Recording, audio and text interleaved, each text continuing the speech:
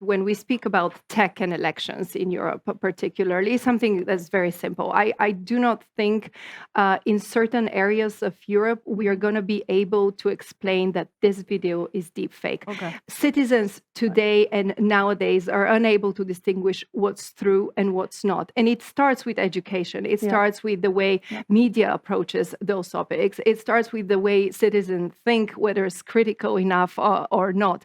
And I think it's very important to acknowledge a lot of the important developments that AI and emerging tech can bring to support our economic development. But in the same time, especially this year, we need to be very sober about some of those threats that are, in a way, threatening the very fabric of our democratic societies. And this is trust.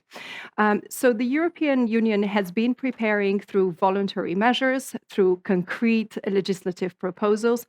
But I have to say that I'm a little bit worried because I think this is just one part of our job. The main part of our job is to be able to confront anytime there is a misinformation attack, anytime that we feel societies do not have access to information, anytime that there's content that is difficult for traditional politicians to address, to actually go out and address it.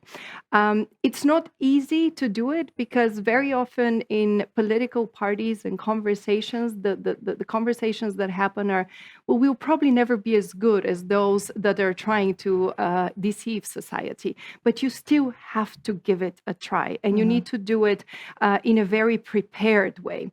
And this is why very often I think Europe, in a way, depending on which region, which country we are talking about, you could see there are, particularly in Central and Eastern Europe, areas where that disinformation has been present for many, many years.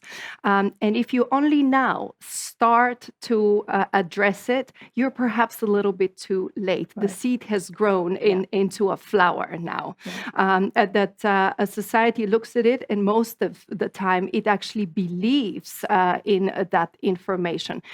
So I'm worried because we might have some of the legislative tools, but I think in terms of the societal understanding of what is at stake, it's not there. And it goes beyond Europe, particularly this year. And for us as Europeans, it's important to engage with other democratic nations because we are going to be electing representatives in Europe, but in half of the world as well. And in a year from now, we need to be talking to one another on very challenging topics. So we should not just focus on what's happening in Europe, but understand that what's happening here is similarly affecting the rest of the world.